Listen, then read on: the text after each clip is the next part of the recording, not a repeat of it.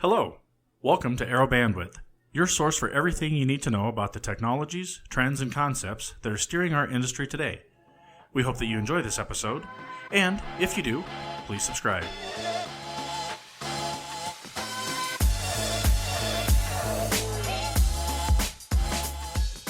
Hey everybody, thanks for joining us again on the Aero Bandwidth Podcast North America Edition. I'm your host, David Potter. Today I have the pleasure of sitting with David Fern from our UK office and Sammy Terho, my counterpart in our IoT practice. Gentlemen? Good morning, good afternoon, good evening, depending on where, when, and how you're listening. Isn't that a Truman Show reference? No idea.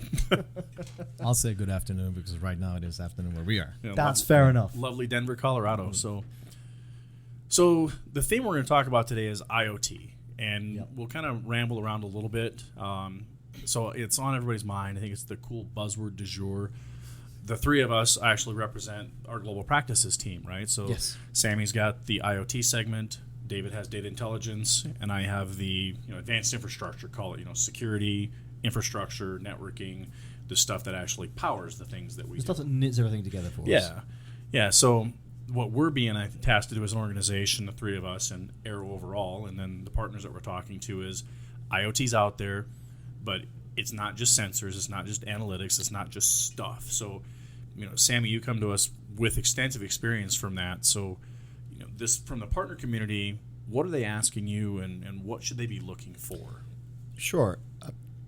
The first question is, can you define IoT? I was going to say, let's have, because I think one of the things that always happens with these sorts of technologies, AI is a cracking one, but IoT very much so, is they change over time. As people better understand them, IoT goes from the catch-all to the sort of the top of the tree and then breaks into those subdivisions of everything, and then under that they've got subdivisions and subdivisions. So true.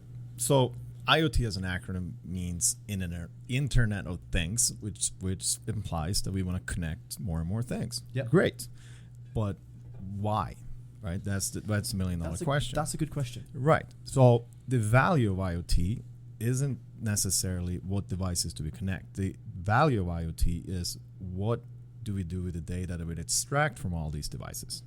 So as a enterprise or a city or whoever else look at these solutions and these implementations, they don't talk about what they can connect. As an industry, we're very good at talking about the hardware and what the cool gadgets and if it's a phone or if it's a camera. At the end of the day, the customer doesn't care. What they care about is, what can I learn from this? What can I do with this data? So how is that going to help me make business decisions? How can this help my citizen in a city? And everything below that, that's where we come in, and that's where it gets complicated with all the technology. But to be clear, everybody's definition of IoT is a little different. The way I define it is that it is connecting a lot of things to collect data. That's what the purpose of all those sensors and all those cameras. You pull that data into a data analytics tool of some sort that then spits out some sort of intelligence.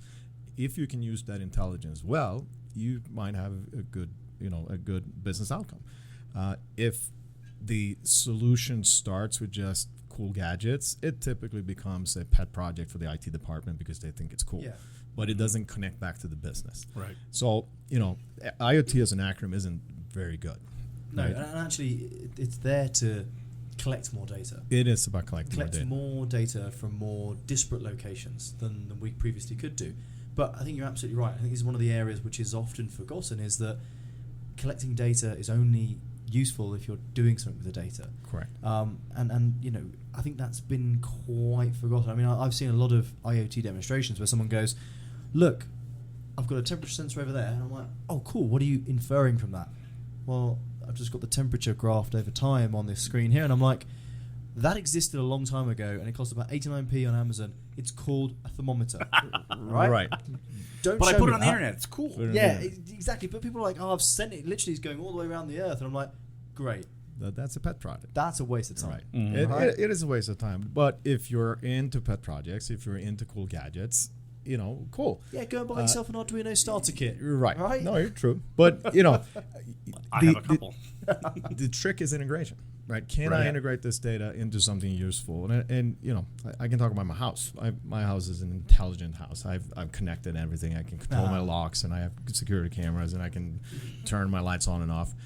The challenge is that it sits on 4 different platforms. Yes, I'm with you on that. And then how do I now integrate it into one interface? And if you're not, I'm going to call it a app developer, but at least very versed, technically minded. You're technically versed. Right. You're going to get stuck with 4 platforms. Yep. So that is a good example of the issues that a company has, is that when they run these different projects, they don't plan for how do I say this generally, right? Sure. But if you look at failed IoT projects versus successful IoT projects, the failed one is the ones that they start all these different projects and don't think of how do I, connect it all into one intelligence. Yeah. There's only so far that IFTTT can go. Right. Correct. Yeah. Right. Well, I think so. It probably comes back to the whole: what's the outcome you're looking for? Yes. Because otherwise, you're exactly right. So, you think about pseudo IoT, right? You've got connected doors, and we're all wearing one of our security badges, right? Historically, typically, the facilities manager gets a PC that actually just plugs into the network, and then all these things connect to it. Okay, so you've got pseudo smart devices. I guess it's technically IoT, but to your point, it is technically IoT. It's not being managed. And where's that data going, and what are you doing with it, right? No. You could actually think about correlating some of that data and making more useful decisions off it. Hey, David Fern comes in the office every day between 7:45 and 8 p.m. or 8 a.m. rather. We should be seeing a login for that. Yeah. So I think the outcome is such a driver for any quote-unquote IoT platform, right? And now you're talking about another old technology. That's Totally. not new. Right? No, absolutely, it's not. But what you can, and that's where IT comes in, that you make it intelligent, you make it a part of a bigger picture. Right. Another example is as IT, because we all come from IT, right? Mm-hmm. And you go and talk to manufacturers, and you say, hey, I can automate your processes. And they look at you like, duh, right? They've done that forever. And that's operational technology versus, IT, right? Right. But the opportunity is to bridge between the two, right? Because in the operational technology, there's a lot of proprietary systems, a lot of proprietary hardware, a lot of proprietary software and systems. And if we can find a way to integrate that and make that a full stack, and now we're speaking IT lingo again, but again, bringing it all the way up, the solution stack into that data intelligence, so they're not disparate systems. You have an IoT project. Well, I mean, going back to my rather ranty rant a minute ago about I got a soapbox.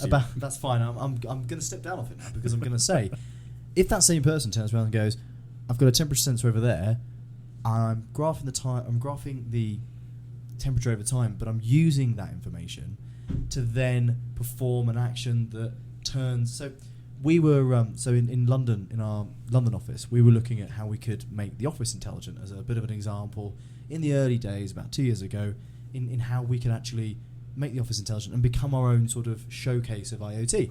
And we were like, well, what we could do is we could put a temperature sensor in the room, and then, because we have a real problem in our London office with thermal heating, we're literally, at one point for about 3 hours, we just get absolutely blasted by the sun.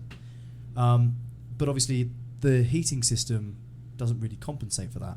So how could we essentially predict that was going to happen, double check it with the temperature sensor, and close the blinds and open the blinds and activate the AC to essentially help us to take advantage of the fact that we know the sun's going to come round, and either turn the AC up in advance or turn it down, so that we could essentially become a much more intelligent house. That would be a really good use, right? Yeah. But I think the biggest problem we have today is, to do that, it is an incredibly loosely coupled stack of stuff. Comes back to your integration thing. It's not there at the moment at all. Sammy's got the look on his face. So I think I'm going to give him the soapbox.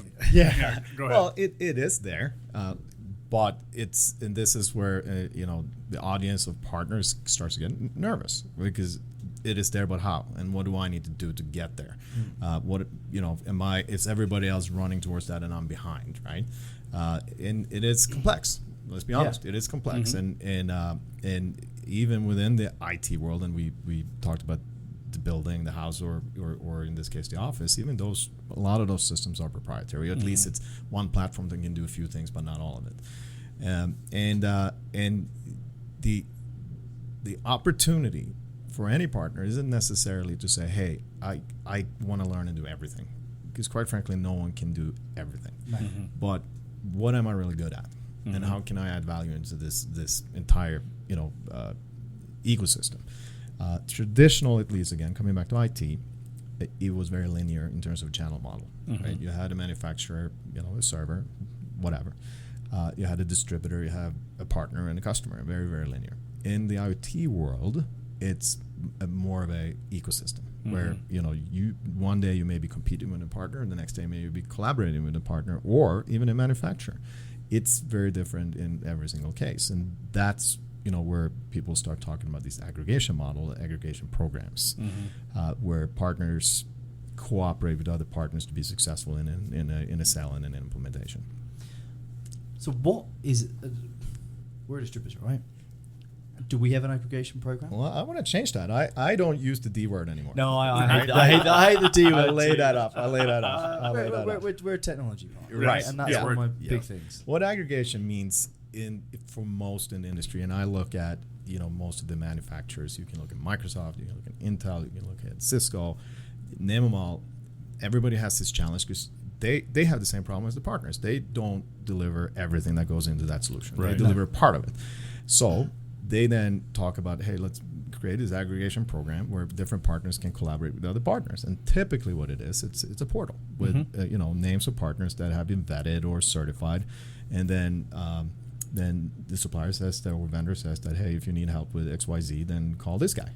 And that works for a lot, but there are some partners that feel very uncomfortable with this because now you have to create financial agreements with someone else, and there are the SLAs and trust, and it just takes time, right? Yep. So we're looking at it from a different perspective and say, hey, could we take these partner services and bring them on board and have them as a part of our offer as a white label, so that partner one, who is the prime selling to the customer at the end of the day, who is lacking some of the capacities or competencies, we want to act as their general contractor.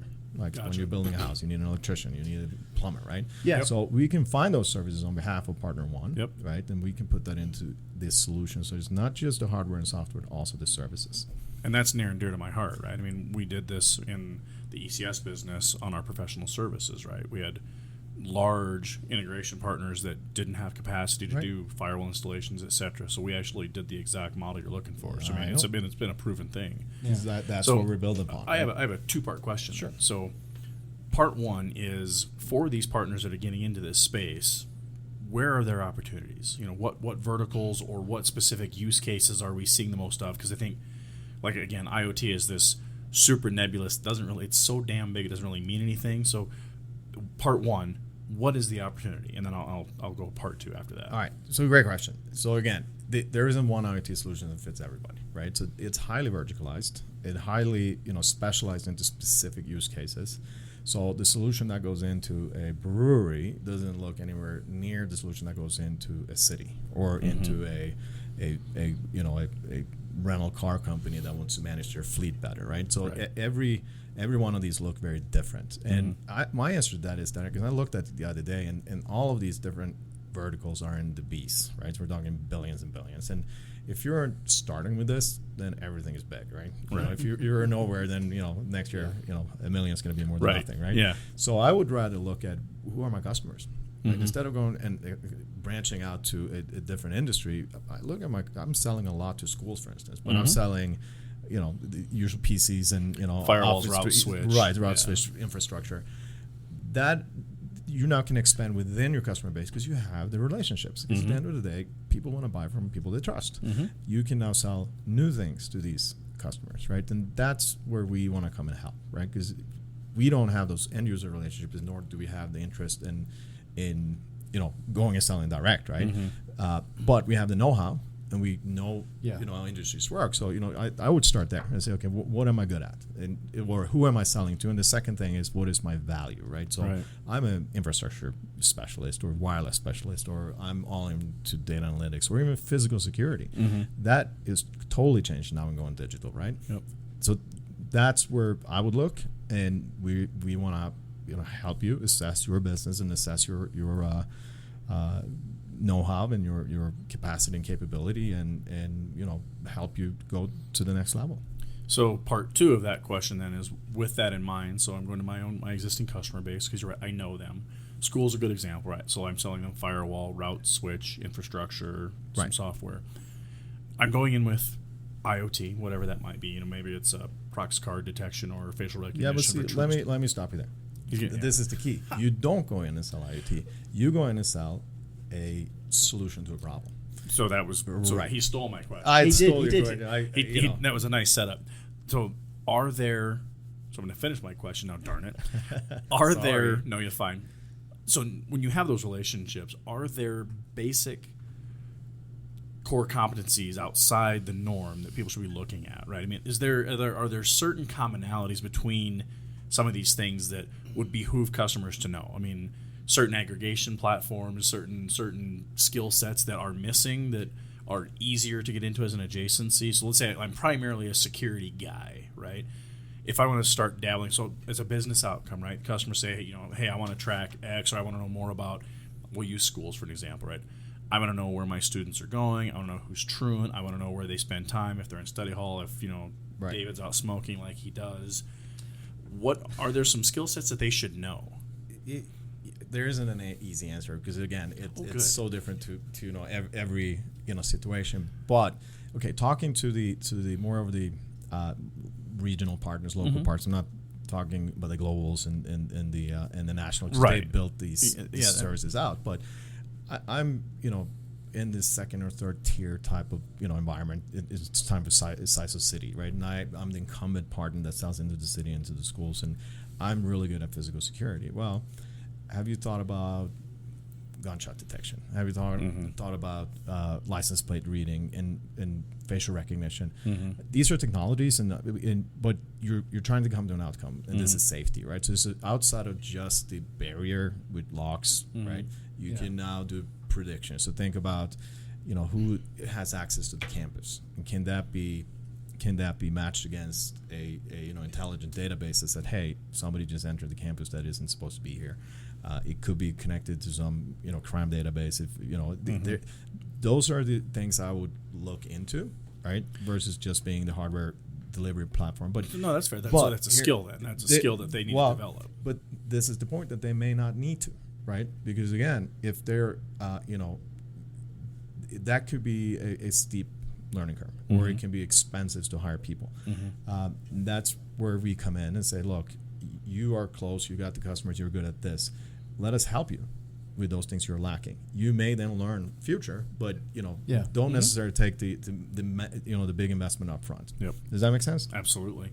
Yeah, I must admit, one of the areas we're seeing in IoT is very much in your world or your description of, it's all about business outcomes. And actually, I think it's a really interesting opportunity for our partners, because it's so the sub-vertical of the sub-vertical of the sub-vertical. You take agriculture. It's where I come from, big farming area, and I look out over a field of about 300 sheep, and I think to myself, oh my God, the opportunity to provide, IoT the sheep, right? But like, you could do it for 10 different things for the sheep, and you could have providers providing different insights and information. Right. So I have customers. The point of my talk about sheep is it goes there. We've gone all over the place with panels in the past. But the point is that I have customers coming to me going, am I too late to the party? How do I get into IoT?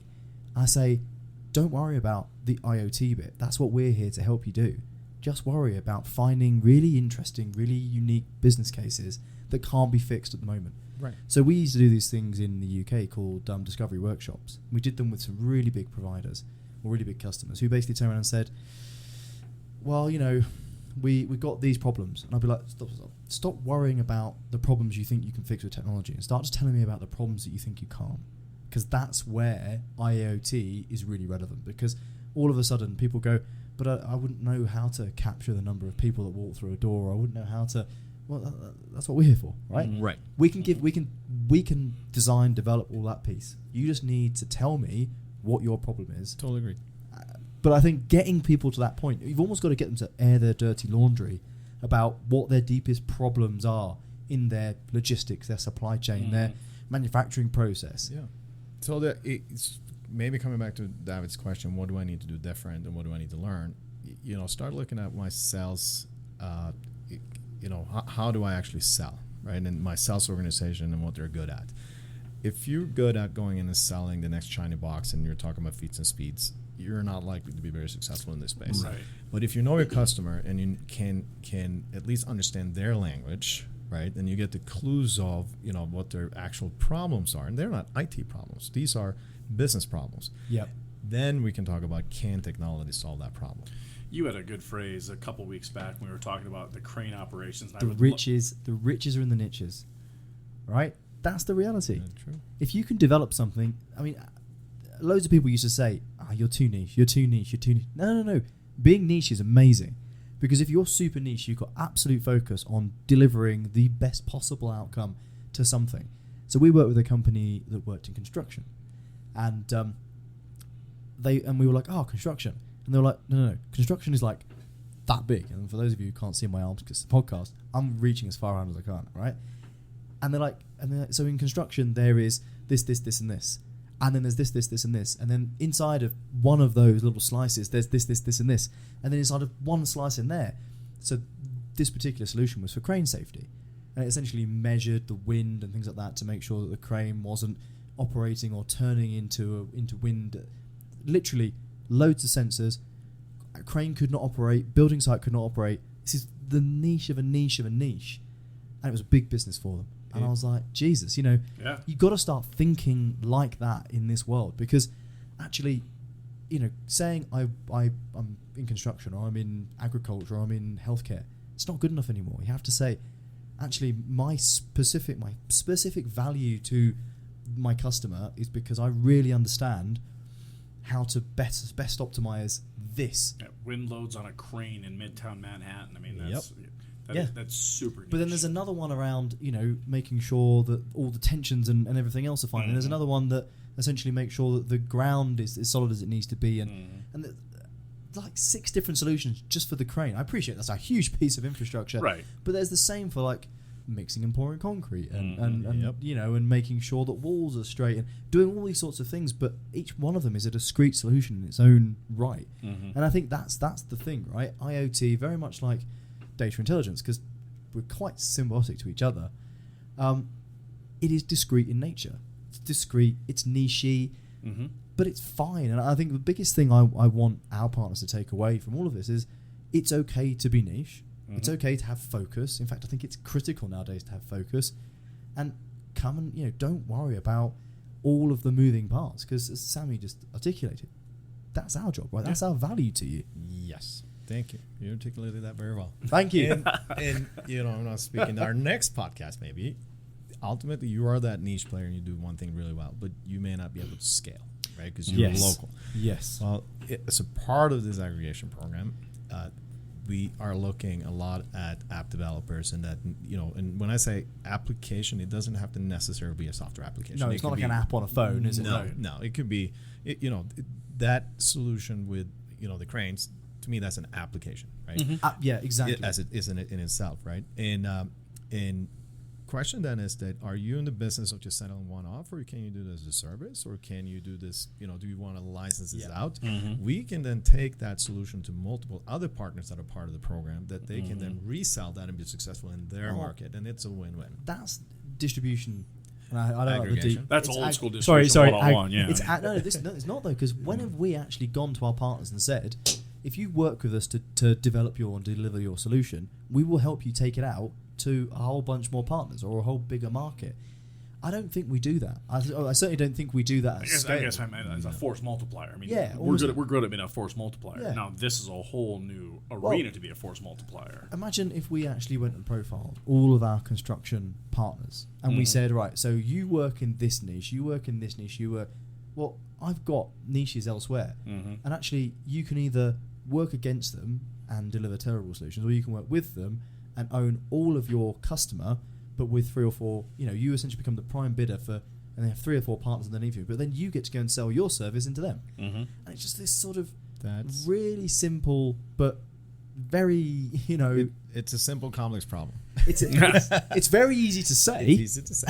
And we're working hard at it might be simple. It doesn't necessarily mean it's easy. No. But I think it's incredibly valuable. And I think actually, if we create that ecosystem of sort of, we call it, in the UK, we call it co-petition. Right? Collaborative competition. Right. And we want to be in the middle there and be the one-stop shop where you acquire that entire solution and will let us pull in those services you don't have. So it kind of comes back to where we started, right? As a partner, what should I be good at and what should I focus at? Focus on what you're good at, right? You can still be part of this, and again, one is very good at the actual application, and then someone is good at the integration to some ERP. Another one is all about infrastructure, and the third one, guess what? They might just have to Rolodex that actually knows the customer, and that's a tremendous value. They may not need to know all this other stuff, but if they have the best relation with the customer, they can be prime. Well, and this is the thing. I think a lot of the partners I speak to are traditional hardware partners, and they can see, they can foresee the end of their business, right? So, going back a little bit, so I actually was being interviewed by CRN, which is Channel Reseller News over in Europe, UK. I don't know if you have it over here. Oh, it's here. Anyway, so they said, Gartner's predicted that over the next 5 years, this was 2 years ago, I don't think it's actually going to come to fruition, but 1/3 of all of your partners, resellers as a whole, will be gone. And they said, what's your response to that? And I said, good. I said, at the end of the day, if these partners aren't willing to adapt and aren't willing to deliver solutions that are relevant and pertinent to their customers, they shouldn't be selling stuff. Or they should at least remove the V and the A from the front of their little title and just call themselves tin shifters, right? Because if that's what they want to do, that's absolutely fine. But at the end of the day, I want to work with partners that want to add real value. And actually, in this space, this isn't the easiest route to market, but it's certainly the most valuable.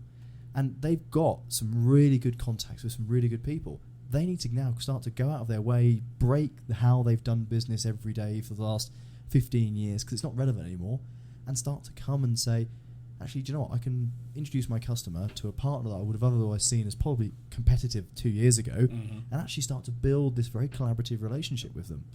I couldn't agree more. So all I would all I would add is that if you still are a tin mover or a box mover, there's nothing wrong with that. And trust me, we're open for business. We want to sell that stuff to you too, right? That's totally. Yeah, no, but if you want to work on some more sophisticated business planning and getting into this aggregation program, we're looking for partners as well. But I mean, we've got to place our bets, right? Yeah. We've got a limited amount of time and money and resources to grow our business.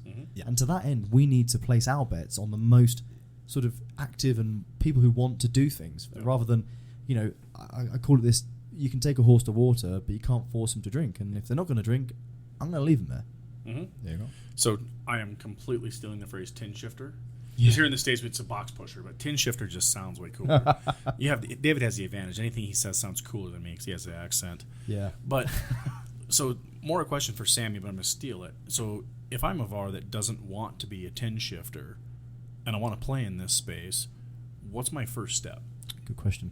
1-800 call Sammy. So, contact us, and again, we're more than willing to help in your journey. And we've developed more of an internal. It's a process how we identify and qualify partners, and it's a process. We look at and together with you, it's actually an interview process, and we're partially using an external consultant that helps us that are expert in this field, and we analyze what are your strengths and weaknesses and what do you need to develop, and they will come with a plan and a cost, right? And then the question is there enough return for your investment to get into that space, or should you stay where you are? ultimately up to you as a partner, but we want to help you do that assessment. So most importantly, we do actually have a formalized program to take partners from zero to being actually a proper solution outcome, IoT outcome. I don't want to say IoT partner, but like a solution delivered through IoT type partner. Correct. I mean, we have a name for the program. It's called the IoT Innovation Program. So want to be part of that, contact us, and we will put our contact details at the bottom of the they'll be in the show notes. Always in the show notes. And reach out to us. We're looking for everything. We're looking for non-traditional partners. This is not just an IT play, right? We want to find those OT integrators and the guys that just pull cable, right? That's not traditionally our customers, but they add value into this total solution. So there's a whole list of services or values that goes into it that we wanna be partnering with the partners that does. So perfect. Cool. Awesome. Yeah, well, I mean, we could keep going for literally hours on this, and we have done so as a group. But for now, we will go ahead and sign off for the evening. And as David was saying, on that bombshell, we will say goodnight. And I would like to thank David Fern very much for our You're UK welcome. office, and Sammy Terho. And again, this has been Aero Bandwidth out of the North America version. thank you. Thank you very much. Cheers, guys.